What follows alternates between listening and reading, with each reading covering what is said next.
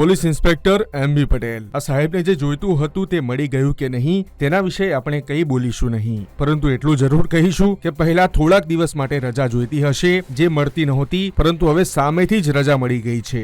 Sorry, રજા નહીં પણ સસ્પેન્ડ માટેનો આદેશ મળ્યો છે. હા, ગાડીનો નંબર જોઈને ખ્યાલ આવી ગયો હશે કે બનાવ છે ગીર સોમનાથનો. અહીં સુપ્રિન્ટેન્ડન્ટ ઓફ પોલીસ એટલે કે એસપી જયદીપસિંહ જાડેજાએ પોલીસ ઇન્સ્પેક્ટર એમબી પટેલને સસ્પેન્ડ કર્યા છે. કારણ છે કે એમબી પટેલે ભત્રીજાના લગ્ન પ્રસંગ નિમિત્તે રજા માંગી હતી, પરંતુ પૂરતી રજા મંજૂર થઈ નહોતી.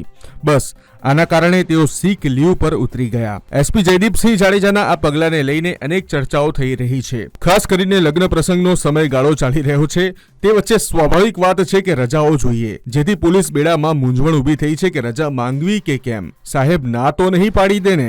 ખેર, પીઆઈ એમબી પટેલના સસ્પેન્ડ થવા પાછળ લગ્ન પ્રસંગ જ એક કારણ હોવું તે વાત ઘણી ચોંકાવનારી છે. કારણ કે જો એમબી પટેલ કદાચ મેડિકલ રિપોર્ટ રજૂ કરે તો શું થશે તે પણ એક સવાલ છે. એટલે હવે તમને પણ કઈ સવાલ હોય તો કરો કોમેન્ટ.